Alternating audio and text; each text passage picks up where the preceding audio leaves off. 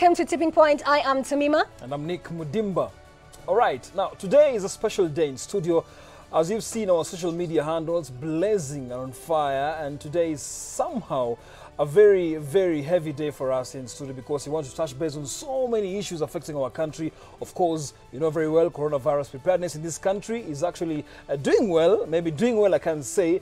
But again, I must say, I must congratulate also the government for making sure that the loopholes have been sealed to make sure the Kenyans are safe in this country, Tamima.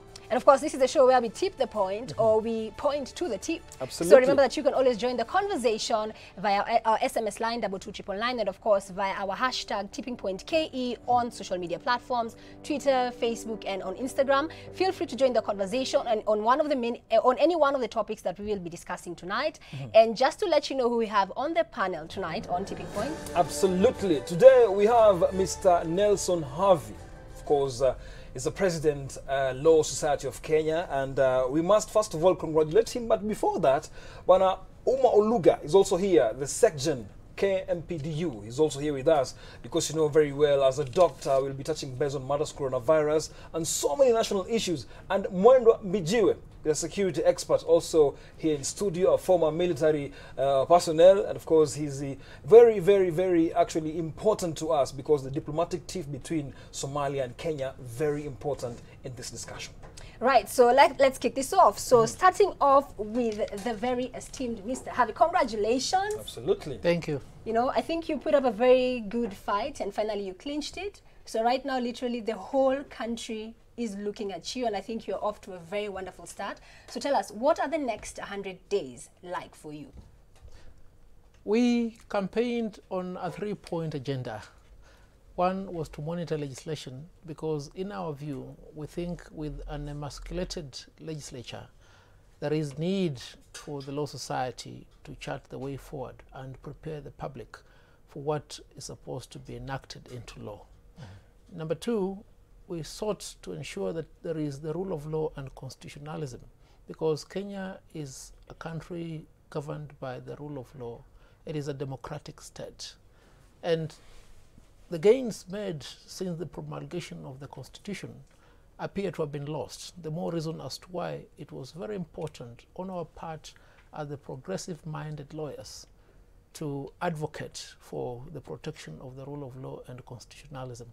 Way forward, in the next 100 days, we look forward to ensuring that the appointment of the 41 judges recommended for appointment by the Judicial Service Commission is actualized. And why is that important to any Kenyan who might be watching? Why is that an important issue that you believe you must tackle immediately?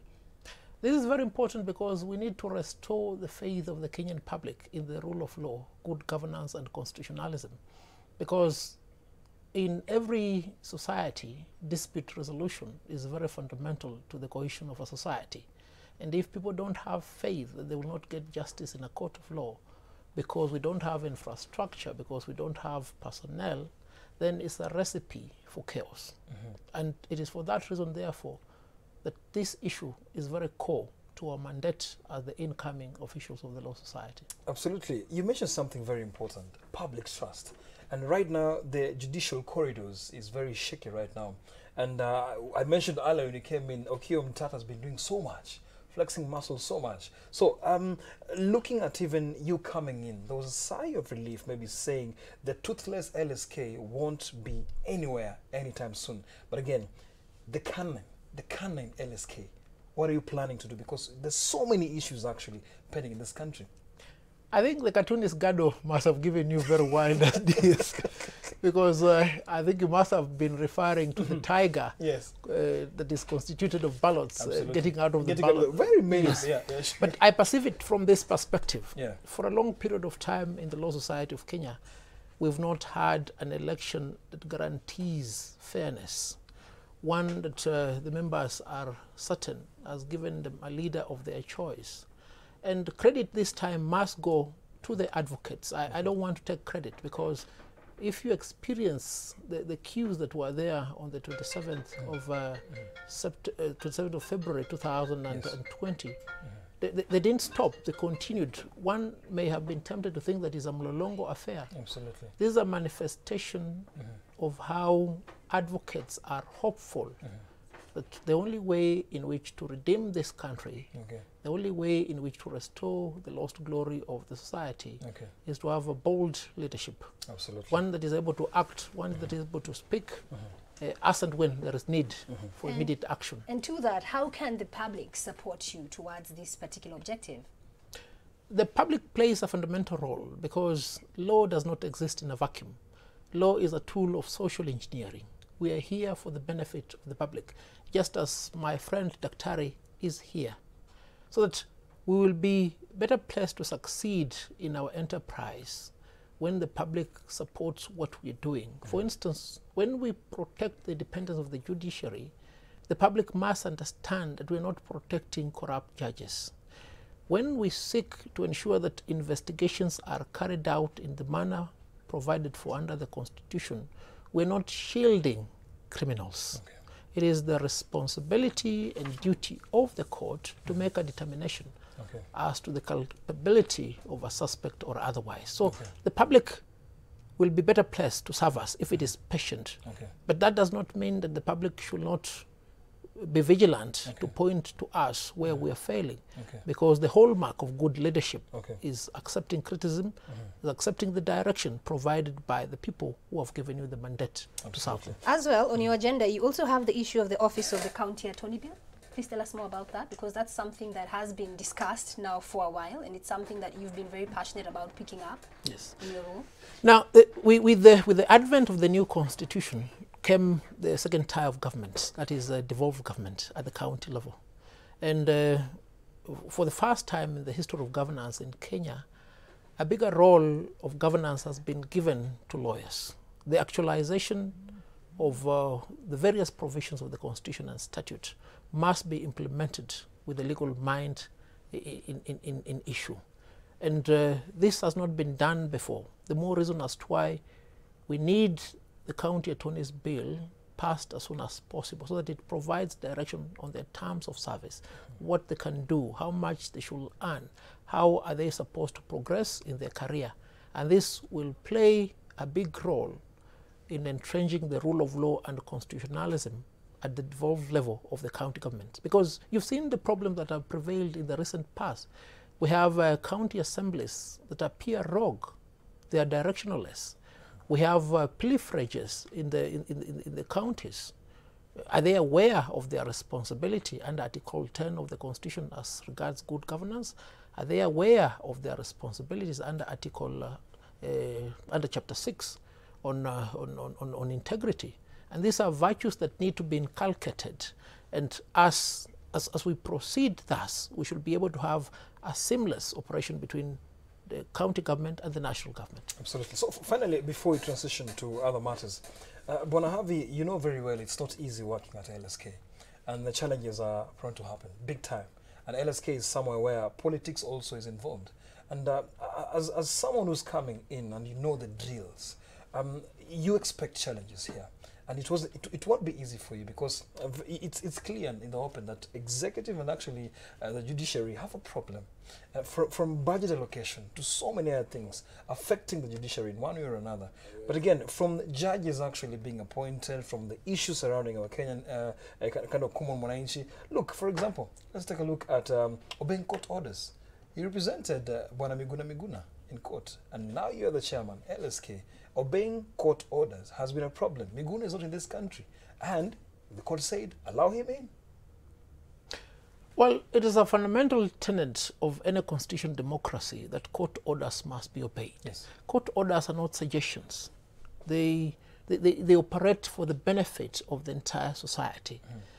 Now, in the recent past, the biggest culprit in the disobedience of the court order has been the state. And it must be understood that the state is a construct conceptualized by the people and the governed. It's a cessation of the rights of the people to the governor, that we will not carry arms, will not be belligerent, will not solve our disputes using our means, provide a forum through which we'll thrive together in harmony. Now, when the state takes upon itself the role, so to speak, of disobeying court orders, therein lies room for recipe. And as the president of the Law Society, we want to ensure that court orders are obeyed, not just by the state, but by everybody. How? Be it a decree for payment of money, be it a decree for the performance of a contract, be it a decree for the abstinence from doing a particular act. But we are better placed to start with the state, because there are several state officers who have refused and failed to comply with court orders. Chapter 6 of the Constitution must be enforced, because non-compliance with the court order is an integrity issue. So that you should not continue being in public office if you do not ascribe to the primary principles of good governance, which include following the law in whatever decision, in whatever policy you implement, or in whatever action you take as a state officer. So we'll want these state officers declared unsuitable to hold public office. We may also want to pursue it further if they do not heed negotiation by securing their removal from office, either through dismissals or through impeachment. All right, thank you very much. There you've had it. Remember that you can always join the conversation.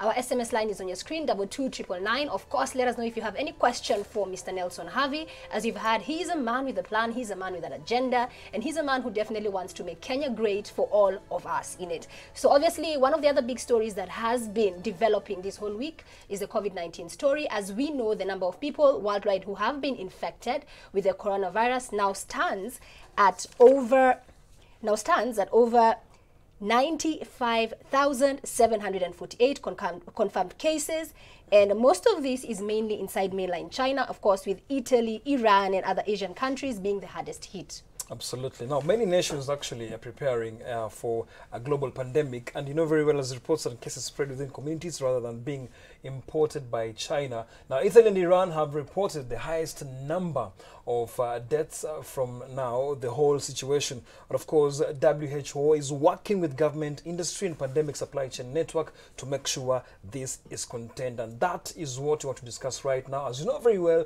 Kenya is getting ready for coronavirus. It's not yet here. South Africa 2 hours ago confirmed one of them actually tested positive, and he was traveling from Italy.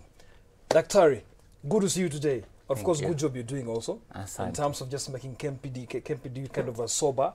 Yesterday, the other day, we saw you presenting your proposals to the BBI team. Good job. So let's hope maybe things will go on your side. But again, the coronavirus issue is something that has turned from being an epidemic to a pandemic right now. It's a global problem. Yeah, Kenya, you know very well, we are prepared in so many ways, but again, not adequately. What can you tell us more about this now? Thank you for this. First and foremost, I think is to mention that for us as a union, I want to express our congratulations officially to LSK President Nelson Harvey. He's a man we've fought with before. Okay. Yeah, but now now that he's on the seat, I feel that we have an ally. All right. But also more importantly, as KMPD, we will be we're now transforming even beyond the doctors to be an organization that, one, protects and promotes the right of health to all citizens, and number two, that does collaborations and partnerships. And we look forward to working with organizations such as LSK so that we can synergize these partnerships to achieve health for all people, and then strengthen our own capacity as Kenyans and also as institutions, and especially as professionals, to demand for the right thing, to create a citizen agency, because that is also what is lacking in the country, what he's talking about, the need to impeach some people who are destroying healthcare, the need to impeach some people who are not obeying court orders, for example. These are things that happen when people create synergies and citizen agency and professionals. And I think it works very well with what you're asking in terms of coronavirus. Is the country prepared, in your opinion? So the coronavirus, is the country prepared? I want to say that we should not panic. I think we should not panic. And then I want to add that I think, and this is my thinking, no speculations, that at some point Kenya may have a case or cases of coronavirus. So the ship left the shore. It's too late now to worry. I think what we can do now is to prepare, and preparation is at 3 levels. One is in public education, and that public education must come with reassurance that people must not panic, because panic makes diseases spread faster. And panic also makes other people who suspect that they have diseases be stigmatized, and then they hide from getting care. And when you hide from getting care, it means that it spreads to other people more.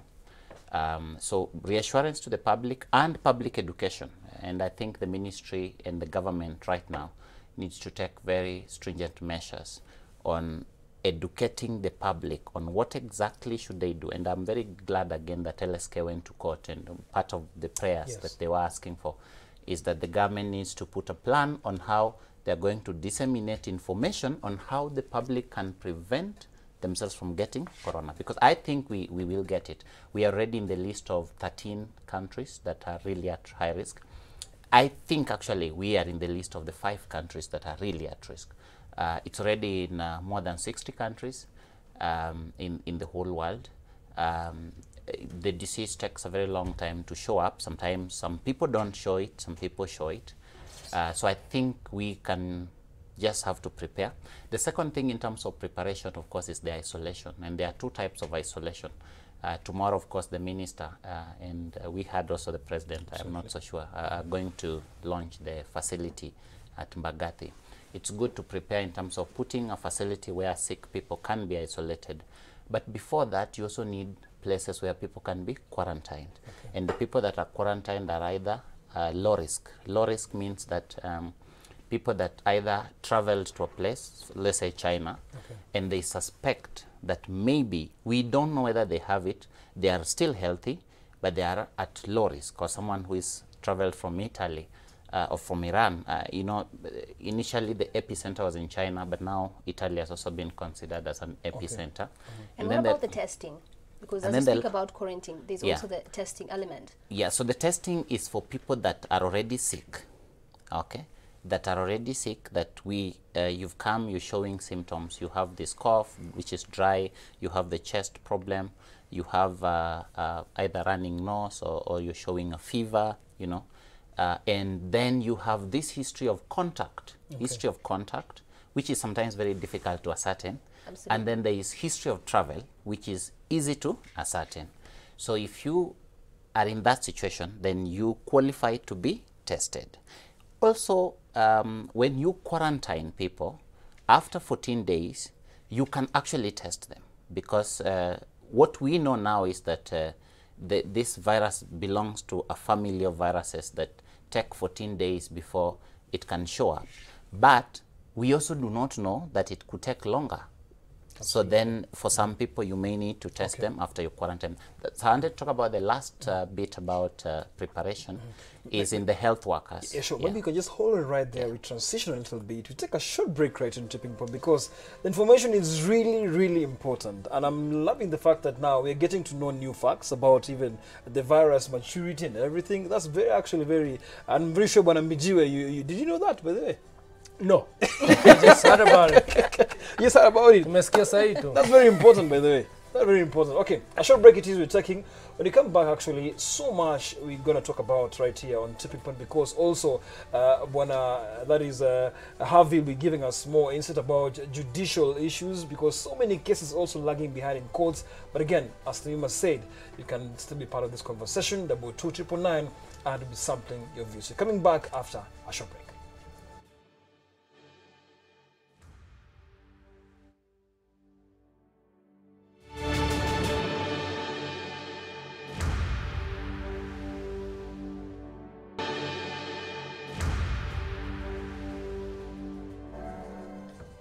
Right, welcome back to Tipping Point. Remember that you can join the conversation via our SMS line 22999, and of course the hashtag Tipping Point KE on Twitter, Facebook, and on Instagram. So Nick, what do we have kwenye mitandao? Absolutely. So many of you are actually reacting to this issue of coronavirus, but again, many of you congratulating Wakili Nelson Harvey for bagging that presidency, and many of you actually, many of the viewers are saying they expect action. They expect to see conspicuous action from your side. So keep on sending your SMSs, 22999, and of course, Tamima and I will be sampling some of them. Remember, we're now touching base with coronavirus issue.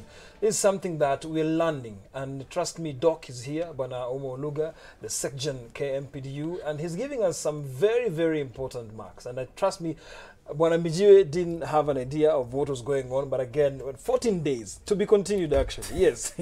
Yeah. So the last bit about is of preparation is the health workers and the caregivers that will be handling this patient. So if you have a suspected case, the person handling the caregiver, the patient, and the health worker is actually treated the same. So you've seen these photos coming from China where they have the protective gear. The gloves, the gown, the goggles, the mask. And the mask is a special type of mask. It's called an N95 mask. So the mask, and I think at this particular point I like to tell the public, the mask is not for everyone. So a person who is healthy shouldn't put on the mask. The mask is only for 3 categories of people. A person suspected or confirmed to have the disease. Number 2, the caregiver. The caregiver is in African culture, we still have your auntie or your mother or your sister coming to take care of you in hospital. So that person taking care of you should also have the protective gear. And then the healthcare worker, so the doctor, the nurse, the clinical officer, the person sweeping the hospital. These are the 3 categories of people: the health worker, the caregiver, and the patient, who should put on mask. So the mask is not for the general public or for healthy people. And I think speaking of masks, Doc, recently we saw the ban on the export of the masks. Do you support that move? Because it was all loaded under the preparedness that we would need those masks in Kenya just in case we do suffer from an outbreak. Yeah, so it's China that was calling back the masks. So the masks that we had here were brought from China. Obviously, China brought is the fact. Or bought? Bought. So they were bought, and they were recalling what they had sold. Is that legal?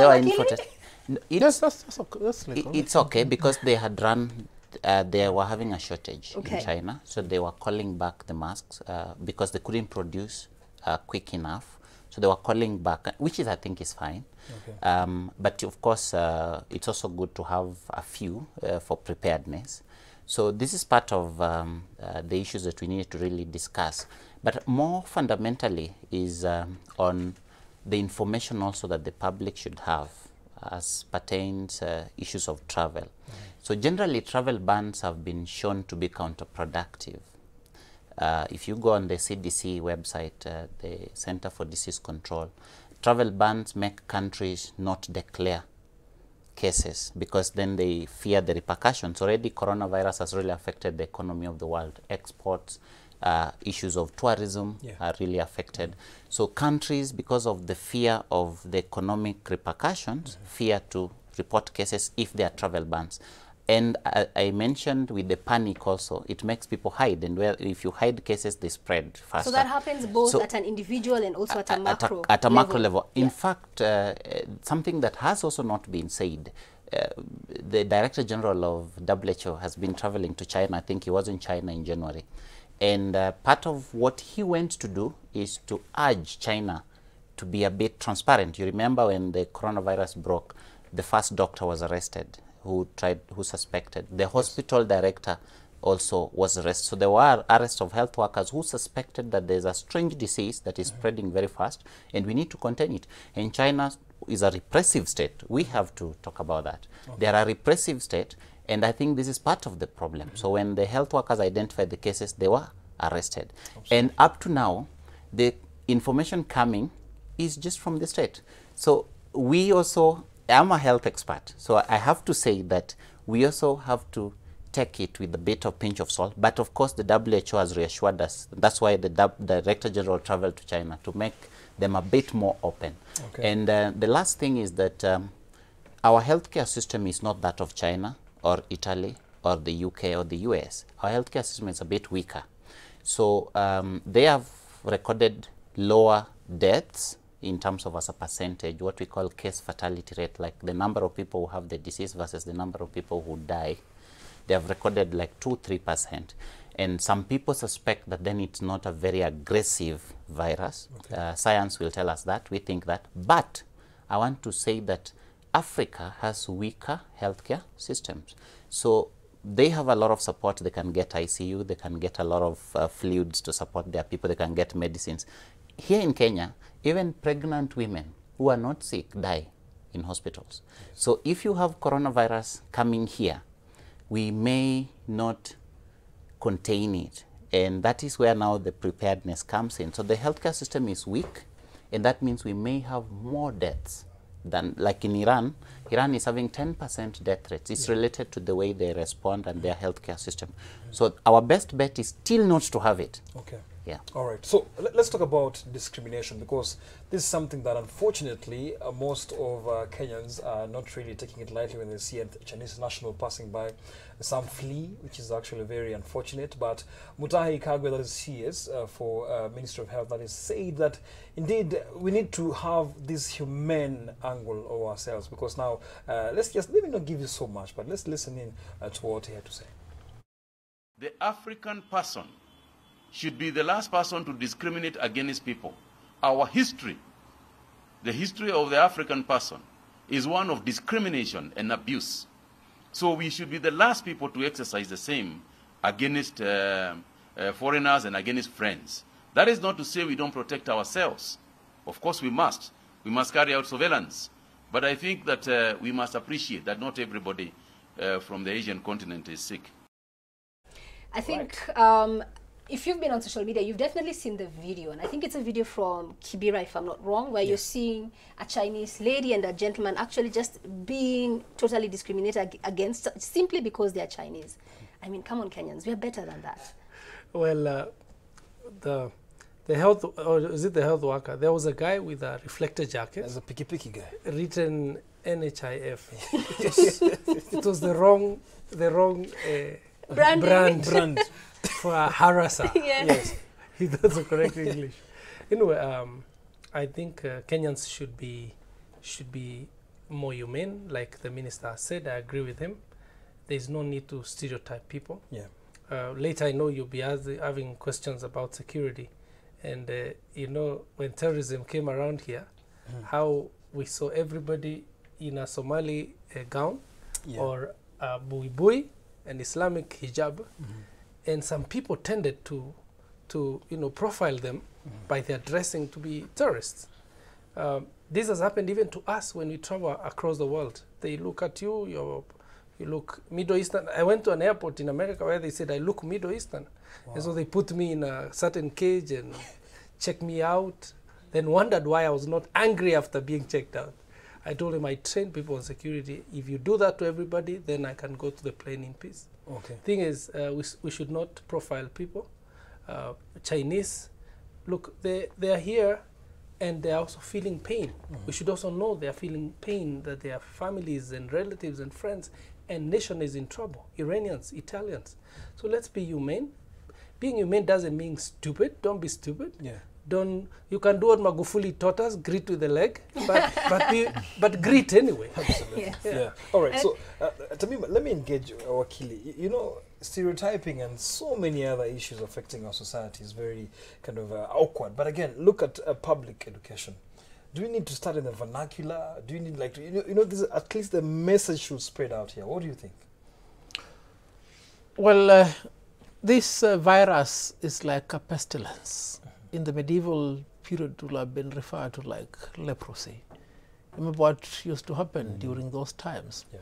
In fact, if you go to Western Kenya, a place called Alupe.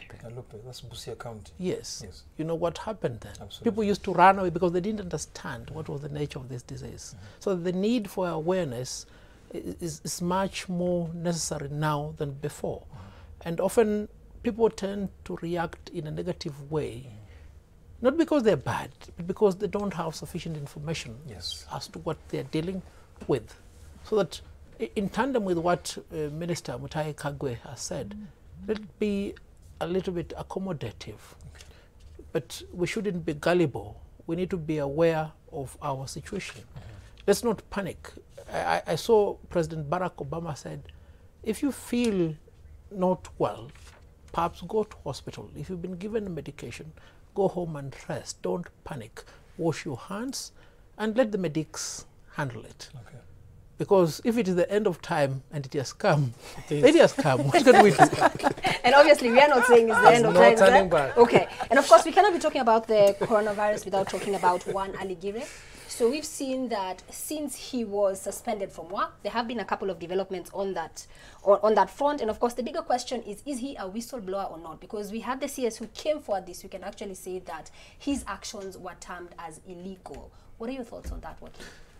No, I think Ali's case is very peculiar, and Bijou will tell you, like, if a military camp is attacked, the first thing is to cordon off. You understand? And if somebody is not found in his post, then he'll be apprehended. Get it? And as soon as you ascertain that he's not a threat, then you can revert back to settings. So that many titles have been ascribed to Ali. I don't think anybody intended to criminalize his action. Okay. Everybody was in a panic mode. And let me laud the response mechanism that was taken by his legal team. It has resulted in the lifting of the suspension by his employer. Because if, for a fact, Ali was filming with the intention of helping the authorities, which has come to be the case, then there will be nothing criminal about what he has done. The same way a police officer will be entitled to kill in defense of himself or somebody else. It will not be murder. So much as that action may, in the initial stage, be looked as an act of terrorism, the consequences of that action, the benefit to the general public, may mitigate against the initial premise upon which his action was taken. All right. His physical demeanor actually just brings out this humble guy who doesn't have so much to offer. But again, let's just listen into what he had to say, because he's a guy who has gone through so much in a span of just a few days. Listen. I believe that maybe with the goodwill from Kenyans, I think I'm okay at the moment. But you know, you anticipate things that are coming in the future. So I cannot guarantee you that I'm safe. Our client raises serious fundamental question.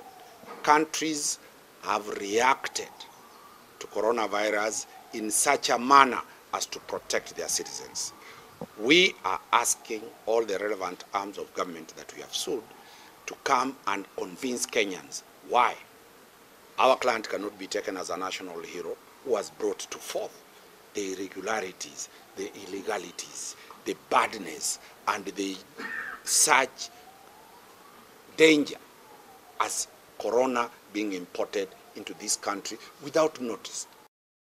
Right, so obviously we have the young man there, and I think to a lot of Kenyans, he is a hero to a lot of Kenyans, because without his actions, today the country would not be having some of the discussions we are having around our preparedness for COVID-19. So in the context of that, and I think what a lot of people are having an issue with is, again, we were talking about profiling earlier, so I think because of who he is, when you start throwing around words like terrorism. Well, these are constructs that are always used to prepare the public for whatever action the government may want to take. Like Doc explained to you, in a repressive state like China, they'll want to conceal everything. I think in that panic moment, the security awareness at the airport may not have known how best to deal with this situation. But as it unfolds better, we're able to see that indeed there was no terrorist act on the part of Ali. And it was just a concerned citizen. We've seen clips of a plane going down. If a volunteer had not taken his or her phone to capture, would not have known exactly what happened. So that let me agree with Dunstan Omari. What may be perceived yesterday as a criminal act will turn out tomorrow be a heroic act. So Ali is a hero. And maybe I could chip in at that point first by congratulating our brother for the win. Well done, and get into the ring. Maybe on behalf of myself and everybody who is in security, both government and private, we look at you as an ally. Where we are wrong, correct us. And in this one incident, I saw you as soon as Ali did the video and it was around, and there's a forum called Court. Yes. Na vijana wengi who are watching are members of court. If you're Kenyans on Twitter. if you're watching this show and you're not in court, you're in the wrong place. Yeah. You are behind history. You must join court. It's called Kenyans Kenyans on Twitter. Kenyans on When you say Twitter. court, we'll have you Absolutely. seated here. Yeah, we mean the corridors of justice. Look, but again, he had immediately Ali's video came out. It went to court, and we passed our verdict, and it was brutal. Okay. Brutal, just like the public court. And this gentleman, the LSK chairman, had been elected a day before. He came out with guns blazing, commando style. Hey, my friend, what commando team do you belong to? SEAL Team 6 or MI16 or Mossad? Because you came blazing. Yeah. Went to court, came with a court order, and then, guess what? Part of their prayers are the things that Ali captured in his video. One, in fact, one of the, is it defendant or plaintiff in the thing, is that airline, Southern China, whatever airline. Let me tell you, I don't care how they judge Ali, but history one day will thank that young man for what he did. Because from Ali's doing, Ali, if you're crucified, I'll remind you, Kimathi was crucified like you. Mwariama from Meru was crucified like you. Who are the other people? Mekatilili Amenza was crucified like you. But they liberated our country from colonialism. Yeah. Ali has become a hero. He's gone into the annals of history of this country. Yeah. And by the way, they should not stop crucifying him. They should do their best, push him to the wall. Then Ali comes out as the hero because what he did is heroic, my friends. Okay, right. Call it terrorism if you want. One man's terrorist is another man's freedom fighter. He is our freedom fighter. Take him to court if you want. There you've had it. Remember that you can join the conversation, 22999. Let us know. Do you think that Ali is indeed a hero of this country? Right now it's time for a very quick break. We'll be right back.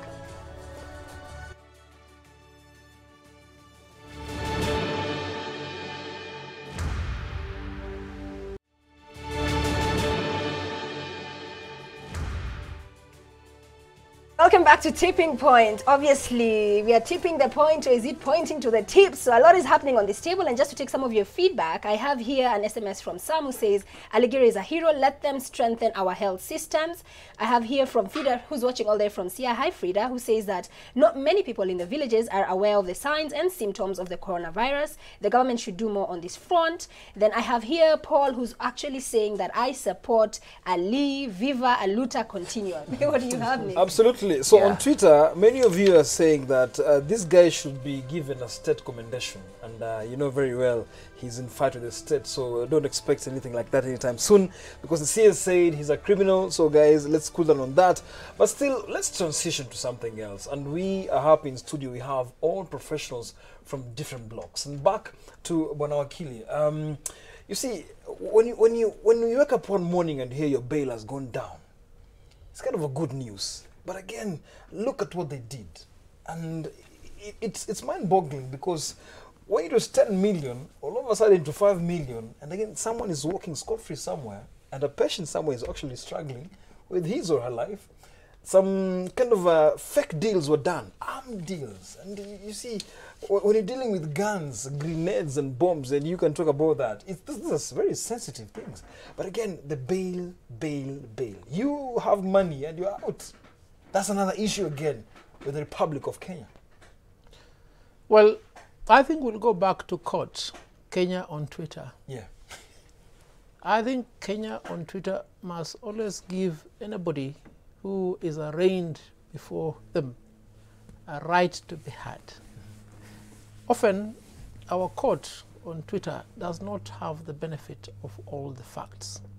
And remember, a judicial officer sits like the elders in Temple Mount during the biblical times, so that they are the refuge to protect you and determine whether or not you are culpable for the suspected offense.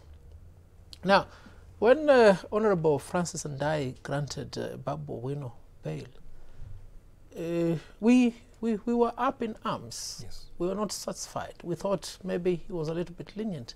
But what did the High Court judge do? He reduced it. Now, who is wrong? Kenya on Twitter, Honorable Francis and I, or Honorable Luka Kimaru?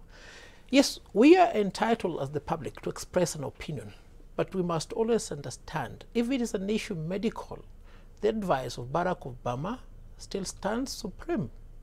Let the medics give us the best advice. If it's a matter of security, much as it starts with us, let's defer to the persons better placed to give us guidance. Now, on matters of law, there are considerations upon which a judicial officer will ascertain what amount of cash bail to give. If you're to ask my honest opinion as a lawyer, I do not see anything wrong in the bail and bond terms that were imposed upon Honorable Babu Owino or Honorable Rashid Echesa. The public may have found the offenses suspected to have been committed by the two to be so egregious that they are not entitled to be in the society.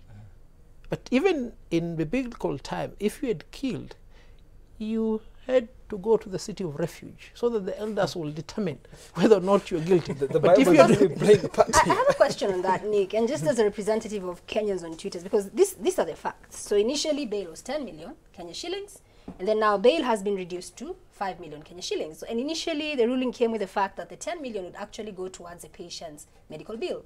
So far we do know that Babu has paid 4.4 million of the initial 10 million, but now with the reduction, moving from 10 million to 5 million, so meaning he owes 600,000 Kenya shillings. So does the 600,000 then go into the system, or does it still go back to the patient? The judge clarified that this is what I've directed to be the bail to be paid by Honorable Babu Owino. But Babu Owino, having volunteered to help the victim in settling his medical bill, should continue doing so as a matter of moral obligation. And look, who is the best beneficiary of the survival of that victim? Is it not Babu Owino? Absolutely. If the victim dies, then Babu Owino will face a much more aggravated offense that he's facing right now. So that, as I said before, the law is a tool of social engineering. Sometimes, as a judicial officer, you must temper the law with justice. And it's from that background that you must understand the circumstances surrounding. I really do not think Babu Owino intended to kill that gentleman. All right. Okay. That was a gun, I believe. That was a gun. And a gun, you know, when you have a gun, you're so powerful at that point. Intentions. So I think we cannot comment on his intentions, but then we do have a clip that points to his actions. Yes. And the law is very clear that there are repercussions to certain actions. And I think that is the expectation that most Kenyans actually have. And that is what they are looking for the judicial system when it comes to now the finally putting out, you know, just giving closure to this whole entire situation, because it's very painful. But as a mother, as a sister, as a wife, as a brother, seeing your child, you know. Wait, listen, my friend shot himself in his own thigh. You understand? The lawyer will tell you, and I don't know much more about the law, but I mean, security and law come very close. The judge will actually find out the intention. The evidence they table before him, the judge will peruse through it, go through his trainings and convictions, and decide if the intention was to hurt or it was something stupid. Maybe he wanted to show off, look, I have a Glock 17. And Glock 17 is one of the most stupid guns. The bullet is always in the front and there's no safe. So something happens and he goes like, what did I do? So please, let's leave that, because the matter is in court. Absolutely. And of course, the other big story this week is around the Nairobi Governor Sonko's impeachment motion. And of course, we've seen different members of the Nairobi County Assembly actually coming out and giving their opinion on that. Beatrice Elachi has been very vocal about this. Yes. Yeah. Actually saying that she feels that the national government, the judiciary, everybody is out of line and interfering with business that should entirely be left to the Nairobi County officials. Yeah. I saw Elachi speaking yesterday, and I felt that there's a bit of a problem. So first, from a health perspective, because we deal with the counties a lot, because health is one of the shared functions, but they say it's devolved function. So we deal with the county governments a lot more. And I think nothing is a threat to devolution more than incompetent governors. But having said that, I think also there's a lack of understanding on all county officers, whether it's at the level of the governor or the executive or the county assemblies, on what really their role is. Because what Elachi was saying was a bit surprising to me, that she was saying that the national government should consult with the county assembly before doing certain things. I think there is no premise for that relationship. However, I think I personally think that last year we had been to some counties, and specifically Homa Bay, where we felt that things were really not working in March of 2019. And I actually had proposed, and I wrote at that particular time, I didn't know, maybe I should have sought the advice of Heavy, that we should actually activate Article 187, specifically on the health function. And I wrote to a number of offices, the Ombudsperson, the Solicitor General, we wrote to the Senate, we wrote to the National Assembly, that Article 187 on the transfer of a function when one level of government has failed needs to be activated. Of course, no one took action, no one even responded to our letters. They didn't read it? They didn't read it. So when I saw the President and Sonko and the Senate Speaker actually signing it, personally, I think it's a good thing. We may talk about process and procedure, but I think there has to be a situation where one level of government can transfer a function. Transferring a function does not mean that that function is now owned by the national government. It is for the purposes of fulfilling the obligation of the state, because the state includes the county government, to provide health care for the people. But the function still belongs to the Nairobi County, and if for some time we get a functional Nairobi County government, including a governor, that function should actually go back. So I think that this is the right thing. I think the county assembly should have impeached the governor earlier, because we should not even wait to a level where the function is transferred. So the county assembly itself has failed. So we cannot even talk about the president or the government, national government, consulting with the county assembly. The county assembly needs to do their work. And I think this is what the speaker, in my opinion, needs to. I want to throw this to Mr. Harvey, because I feel like the biggest issues on the table right now are the Standing Order number 67, which touches on the procedure for removal of a governor from office, and of course, Standing Order number 72, which talks of the rights of the person to be ousted. So we've seen already the president himself has gotten involved in this. So we've heard of talks about meeting with the county assembly members, asking them to, you know, acha yo maneno, chill for a minute. And I think you have on record actually given your comment on the whole idea of the national government now taking over the running of Nairobi County. So probably just with that, what would be your stand on the whole impeachment motion? And of course, back to the bigger issue, which is the national government now swooping in and running Nairobi County. Now, Nairobi County is not any other county. It is the county that has the capital city of the Republic of Kenya. Figure a situation whereby there is a problem as to the status of the deputy governor. There is a problem as to the status of the county assembly speaker. All those matters are either before the county assembly for debate or are before the court of law. Again, we have the governor here facing a similar situation. How are we supposed to function in this particular environment? You can see MCAs who are eager to impeach the governor. Do they know how the county government will function immediately after that? I do not support the position taken by the president. But who shoulders the biggest blame of what is happening in Nairobi? The quality of leaders is only as good as the quality of the people who elected these people into power. Fast forward, many will find umbrage at what I'm going to say, but I want to say it. I want more doctors, engineers, journalists, teachers, soldiers elected as MCS of Nairobi County. Yeah. Okay. You see, we cannot have a professor of mathematics being the governor of an outpost county like Vihiga, like West Pokot, and what you have in Nairobi. Herein lies the problem. Birthday. That's what you have in Nairobi. So we are pressed for time, and of course this has been After Tipping party. Point. I want to thank the panel. Thank you so much for joining us. So our time is officially up. I Nairobi, we understand. have a dancer. Yes. Yes, Talk and of about course, the tipping back to you. point. You've left us with a very heavy point. Yes. Because ultimately, it lies in your hand. We, the people, we are very powerful. Absolutely. So you could, Yeah, you but can choose to yeah. have party after party. And it lies with Or- what I wanted to say about Ali, about the professionals. The professionals need to know that the country is in your hand.